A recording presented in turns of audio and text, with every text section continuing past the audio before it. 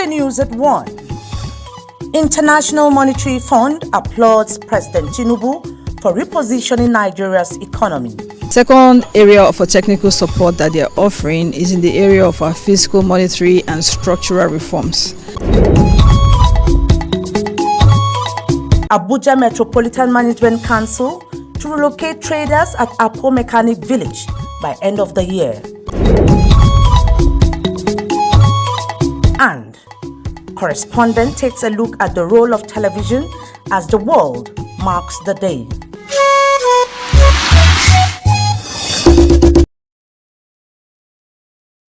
Hello and welcome to the news at 1 p.m. on NTA Channel 5, Abuja, the Unity Station. Remember, you can follow us live on YouTube at NTA Channel 5, Abuja. The International Monetary Fund, IMF, has commended President Bola Tinubu's administration for various reforms embarked upon to reposition Nigeria's economy for better service delivery. It was when the IMF Managing Director, Kristalina Georgieva, visited President Tinubu on the sidelines of the just concluded G20 Leaders Summit in Rio de Janeiro. State House correspondent Musbao Damwahab reports. A timely meeting to get the true position of this global financial agency on current reforms undertaken by Nigerian governments. There have been various narratives about the agency's recent reports on regional economic outlook for sub-Saharan Africa, Nigeria inclusive. But certainly, no one currently carries the authorities of the IMF than its managing director, Kristalina Georgieva. She lauded Tinubu's administration for its reforms, especially the social investment programs targeted at the most vulnerable, and promised the cooperation of the body in the process. Kristalina said, contrary to perceptions, IMF is focused on developing vulnerable societies and devotes substantial resources to emerging economies. The IMF boss promised to offer technical support for the budgeting process, adding that it will assist Nigeria in getting the best results from loans at less cost. Second area for technical support that they are offering is in the area of our fiscal, monetary and structural reforms. The third area is in the area where they can help us to create more fiscal space and then helping us to then attract more concessionary funding from different development partners, because when you have higher fiscal space, then you can actually do more. And the fourth area is in helping us with our borrowing policies so that we can borrow at a cheaper cost and that the benefits of the borrowing can be felt in the economy by everybody. President Tinubu appreciated the Global Financial Agency for its support in the implementation of the reforms and called for more institutional backing for stability and sustainable growth. He promised that his administration will continue to prioritize the welfare of the poor and most vulnerable, even as the administration's reform begin to bear fruits. The Nigerian leader noted that substantial resources must be invested to stimulate the much-needed infrastructural developments in the country.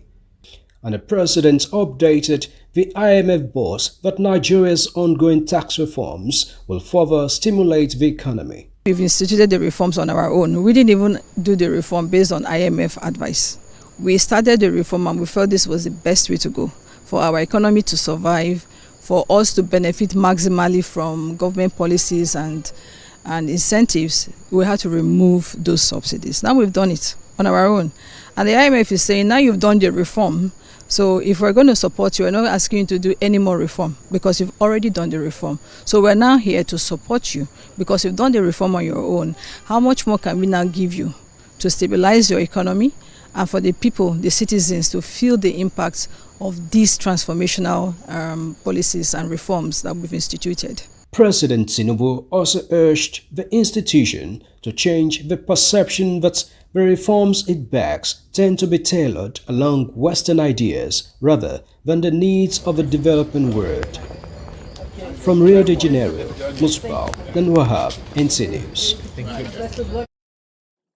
And back in Nigeria, ahead of the December deadline for the inauguration of the ongoing emergency road construction In the area councils, the Minister of the Federal Capital Territory, Nyesom Wike, has inspected Pekonkore, Ibua, and Gwagwalada Township Road to a certain level of work.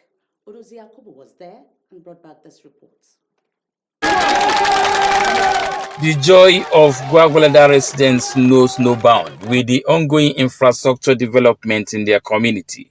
In line with the directive that street lights should be installed on all the roads constructed, the contractor, while giving the delivery commitment, notes that with the installation of street lights, there will be need for extension on the date for the project inauguration. Street light was like an additional job. Therefore, it will be impossible to meet up the street light by December. If the job was awarded alongside with the street light, they would have worked out accordingly. But because it was like an additional job just of reasons, okay, let all the rural roads have also street lights. So they're saying that they may not meet up that by December, but hopefully by the grace of God, January, they'll be able to meet up. But what is important for now is the road. And what is very basic for our farmers to go to farm and bring their produce to the cities. So I think we're on top of it, and by the grace of God, we shall accomplish it. The minister says infrastructure provisions are key to economic development. Look at this road. If there was no road, why would the price of goods not go high? By the time these roads are completed and the farmers are now going to farm to build, it will reduce.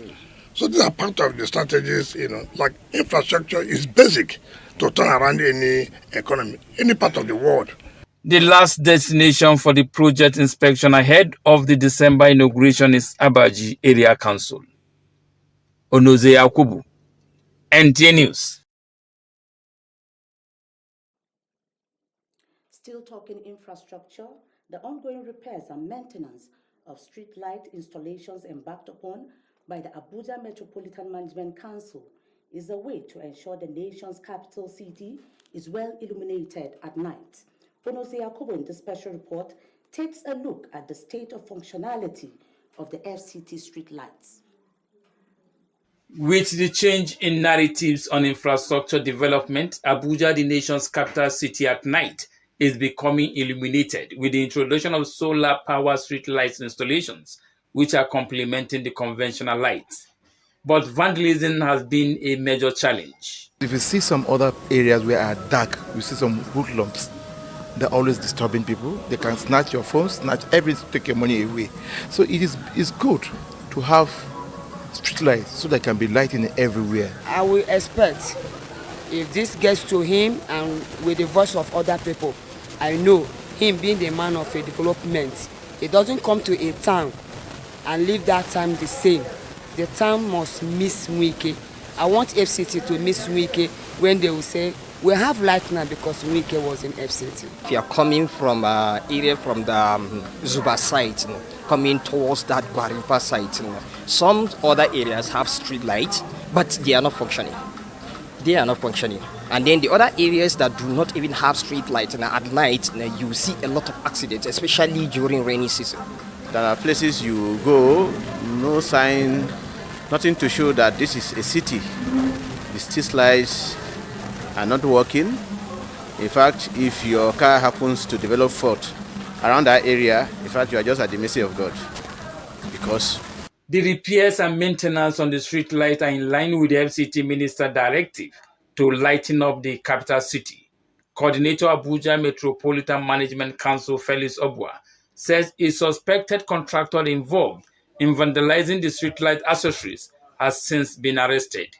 He explained that out of the 21 streetlight lots, 18 of them inspected have been vandalized but undergoing intervention repair works. When we approached the minister about the need to intervene, actually because most of those areas, most of the contractors have not been on duty, he quickly approved. And I went there, Jabi, El Adua, and so many of these streets, the light have been restored. But most of those places we went have not been restored, which we are making sure that within a short possible time, we will live up to expectation. All the roads we are doing in Saturday times are going to move over there with solar light, which has never happened. With the FCT Minister recent directive that all roads constructed must have functional streetlight installations, Observers believe with this development, there is light at the end of the tunnel.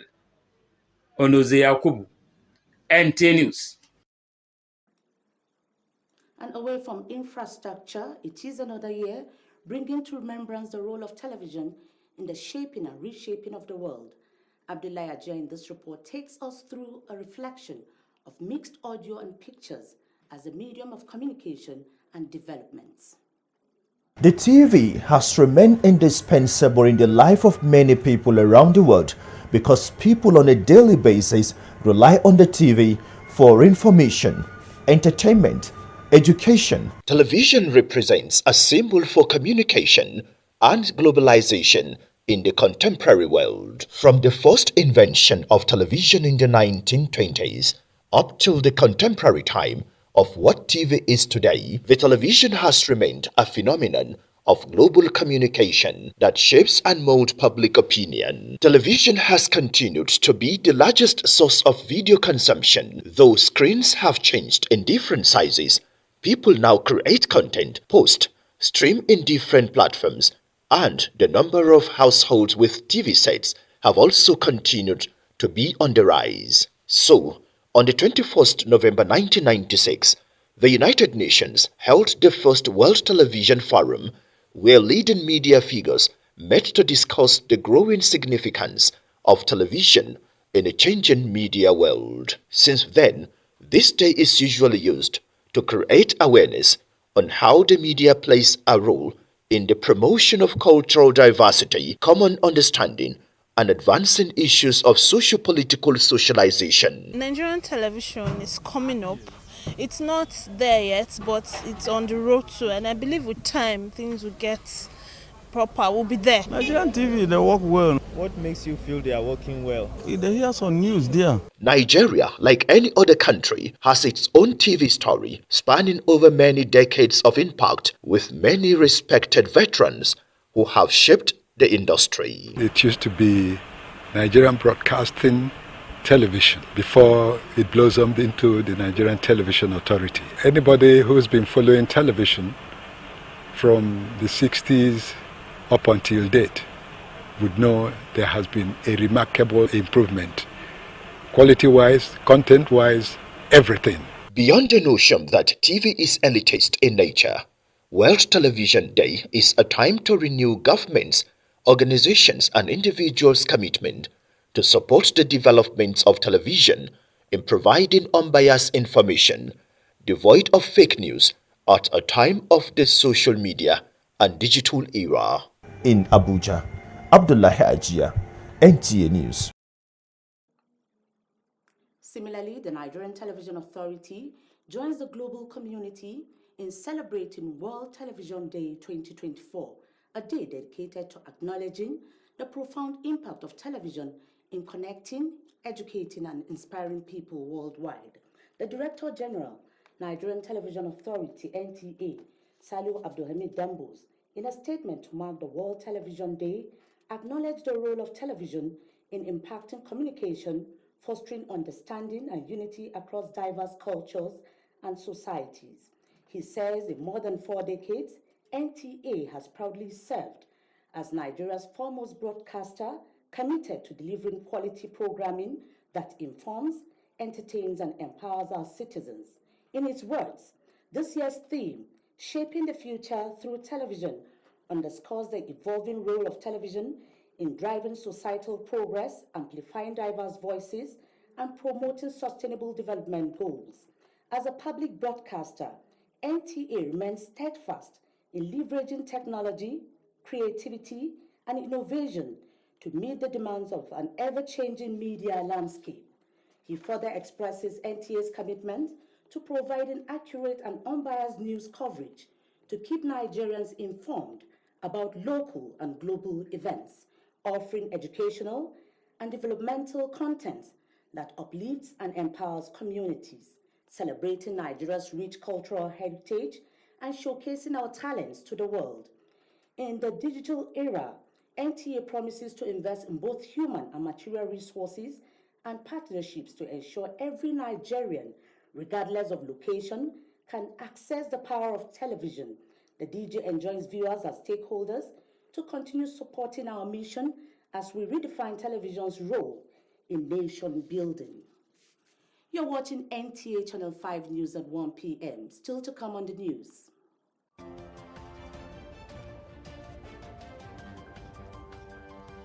Federal House of Representatives speaks on recapitalization of discos. This and more after the break. Do stay.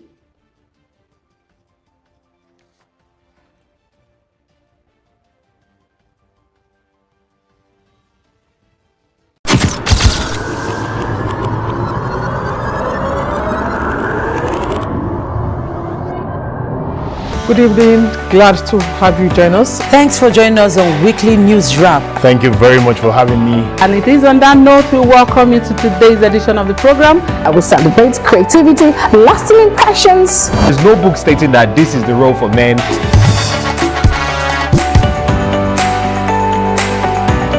On the news. On the news at 7. The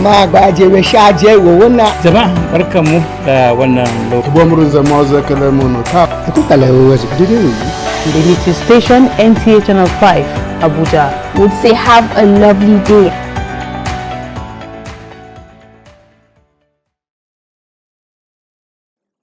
Thank you for being there. Among the vision of the FCT Public Complaints Commission is to ensure that accurate and unbiased information reaches the grassroots, empowering citizens to make informed decisions and participate actively in the development of their communities. However, Gimba reports that these were listed during a visit to the management of NTA Channel 5, Abuja, by the FCT Ombudsman, Musa Diko, to solicit partnership towards building a strong and robust relationship for proper information dissemination in the interest of the FCT residents. The FCT Public Complaints Commission, led by Musa Diko, is taking significant steps to promoting justice, unity, and cordial relationships among grassroots communities in the Federal Capital Territory. The partnership with the Nigerian Television Authority, the Commission aims to amplify the voices of marginalized and unprecedented populations, providing them with a platform to express their concerns and access vital information. Partnership for justice, partnership for unity, partnership for peace, partnership for development, and of course the Public Complaint Commission, Federal Capital Territory, is here at the NTA Channel 5 to ensure that we collaborate together to be able to pass the message of the government to the people of the Federal Capital Territory. Responding to the visit, General Manager of NTA Channel 5 Abuja, Paul Ate, says steps taken by the PCC is a key aspect of the Nigerian Television Authority, adding that this will foster a culture of transparency, accountability, and social justice in the FCT and contribute to the growth and progress of the FCT. Because we want to be part and parcel of your vision and mission. And by so doing, I'm very highly delighted that you recognize the effects of media. We have to collaborate. We have to work together so that we're all working for the people. And so if you are doing a lot of things and people are not seeing it, they are not hearing it, you're just talking to yourself sometimes. As the two organizations believe the visit will cement and foster existing commitment to promoting justice, unity, and social justice for all in the FCT. Hawagimba, NTA News. The coordinator, Abuja Metropolitan Management Council, Felix Ubwa, has hinted about the relocation of traders around the Apo Road corridor and buffer zones by the end of this year. Ubwa, who gave the indication while interfacing with the Apo Mechanic Village traders to give update on the ongoing process, says enumeration has been concluded on the relocation of genuine subscribers in the informal sector to Wasa. Onoti Yakubu reports. From the Apo Mechanic Traders' earlier protest to the series of intervention and engagement meetings. The aim is to address the long-standing issues bedeviling the implementation of the lease agreement, which was entered into since 2015. It is an interactive interface between the traders and the MC coordinator to put facts straight regarding the misconceptions that have been making the rounds. Part of the latest update, as presented by the coordinator, includes the master plan of the WASA site, the layout, engineering design, and to also reiterate that the relocation plan is purely intended to address the challenges faced by those on the road corridor and buffer areas. Most of them have gone as far as collecting money from people who are not having any business to do with Apple, just because they want to grab. And some of them too has money. Few of them are buying as much as 10, 20, 100, thereby depriving the genuine people on the road corridor. So today I try to let them know that it is meant for those of them at the road corridor. If anybody have connived with any other person outside that area to buy from, that is what we call it non-refundable. He says government has genuine interest in rekindling the hope of the concerned masses and advises the beneficiaries to be patient while the team gets the job done. God, prior to this period, the rumor has it that those shops have been given out to government officials, to girlfriends and brothers. But I was able to make it plain to all of them, and not even one. And the minister is not interested to subcharge anybody. He has given us a marching order that those people who are doing business in the road corridor must be given this thing, and not friends, associates, or other people. Felix Oboa advised those who do not have business with the affected area to steer clear, as the process will not entertain trespassers. Onotu Yakubu, NTA News. Let's now see what is trending in the business world. Many thanks indeed. Tajuddin Abbas urged Disco to undergo recapitalization of not more than 500 billion, just as substandard and unregistered sugar floods Nigerian markets. Many thanks for joining me on Business News. I am Serafina Okon Umekwe. The House of Representatives has directed electricity distribution companies DISCOs across the country to undergo a recapitalization exercise to the tune of 500 billion naira. This measure is aimed at strengthening the financial capacity and to effectively deliver reliable electricity services to Nigerians. The resolution of the House was reached Wednesday following the adoption of motion titled Needs to Address the Activities of Distribution Companies in Nigeria.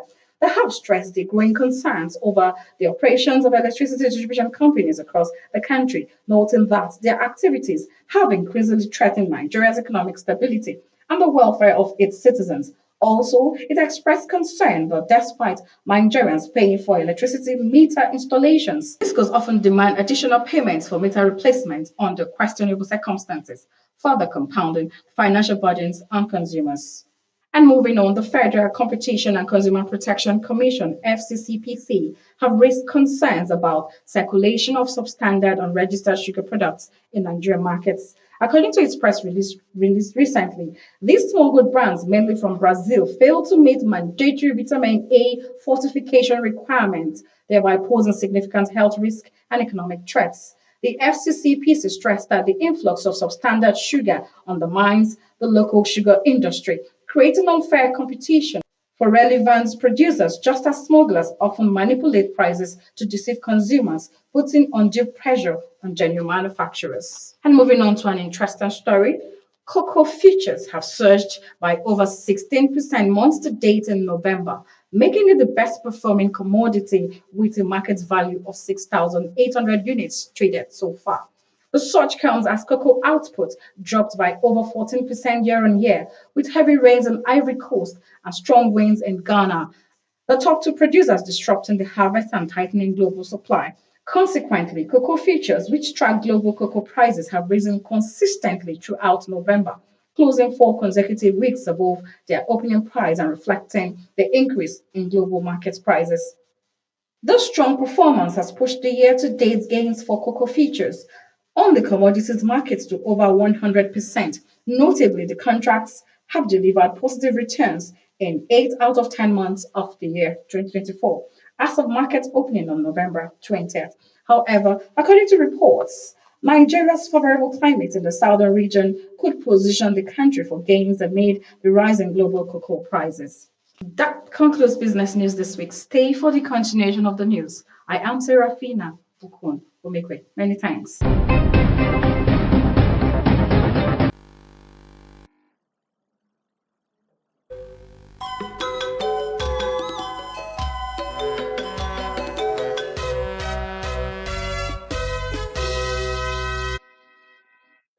Over now to the sports desk for Sports Brief. The National Sports Commission, after its top management meeting, has announced Enugu State as the host of the 23rd edition of the National Sports Festival. The Coal City State emerged top from a competitive bidding process, and the state is set to deliver a world-class event. Before Enugu State takes center stage, the 22nd edition of the festival is set to hold in January 2025 in Ogun State, with the Gateway State bustling with pomp and pageantry as the games draw closer. So what we have today now is Enugu State with at least 2 years and a few months to put together their facilities and have an amazing games. It shows that the Commission is coming up with a different strategy with which sports will be administered in this country. It has to have a corporate approach, a structured approach, a better organized approach, which will elevate the perception and the status of the way people look at sports in this country. Talking football, the Confederation of African Football (CAF) has announced the details of the draw procedure for the CAF Women's Africa Cup of Nations WAFCON Morocco 2024. The draw will be conducted this Friday at the Mohammed VI Technical Center in Salih, Rabat, Morocco. Talking handball, the Nigerian Armed Forces team on Thursday claimed 2 gold medals in the men and women's handball events respectively at the ongoing 2024 Africa Military Games AMGA in Abuja. In the men's category, Nigeria defeated Ghana 28-18 to claim the gold. Meanwhile, Nigeria also won a silver medal in the men's 87 Greco-Roman wrestling event. This was after Tochukwu Okeke defeated Tunisia's Sabri Momstria 7-5 in his final game of the event. With Sports Brief, Abdullah Hajia, NTA News.